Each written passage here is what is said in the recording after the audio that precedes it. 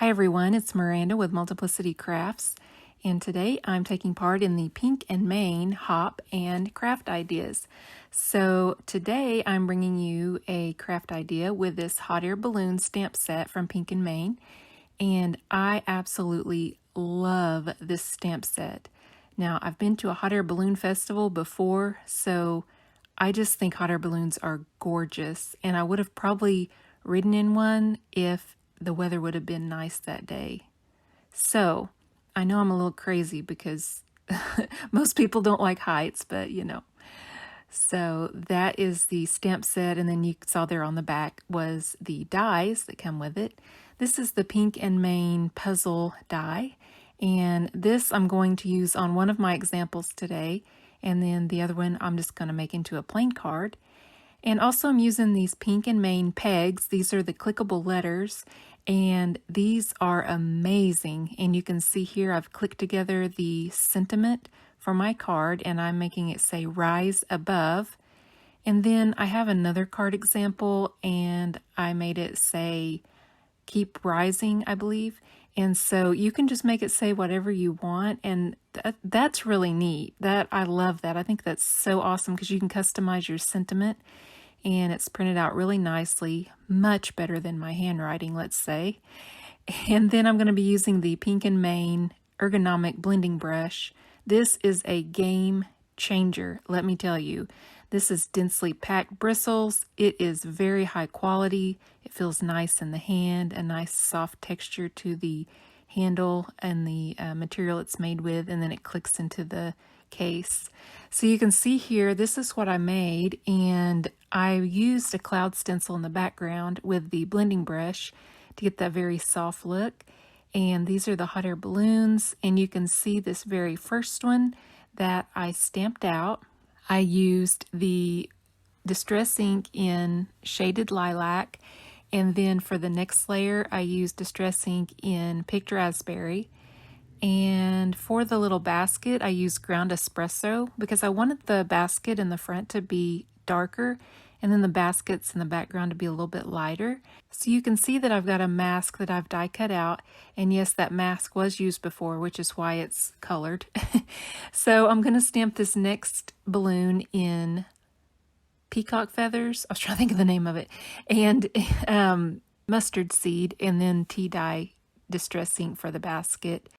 And you can see how once it's masked, it tucks nicely behind that larger hot air balloon.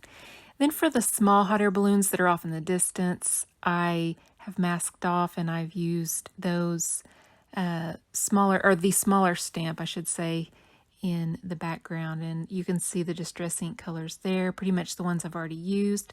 The only one that I added into the colors was the orange, which is called Spiced Marmalade, right? Spiced Marmalade. And all the other colors I've used before. Wow, this is like a pop quiz on Distress inks, knowing your Distress ink colors. Okay, so then you can see this sentiment there, rise above, that I stamped down on the lower right-hand corner. And here is the clickable letters. Again, these would be awesome not only for sentiments that you can make yourself, but I think they would be great for Bible journaling or just journaling in general if you have an art journal. So here's the cloud stencil that I used, and all the products are linked below for you. And I have everything masked off, even though it looks like the masks are all colored because I've made a card before this with those same masks. But anyway, I used the ergonomic blending brush with this cloud stencil, and you can see the soft look of the clouds that I got with this. I just placed the stencil down, used a little bit of Distress ink, and just went in light circular motions.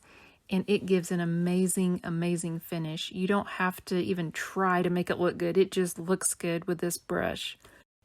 Now, Distress inks are meant to look, well, distressed, right? So I went in with some Prismacolor colored pencils and refined my hot air balloons.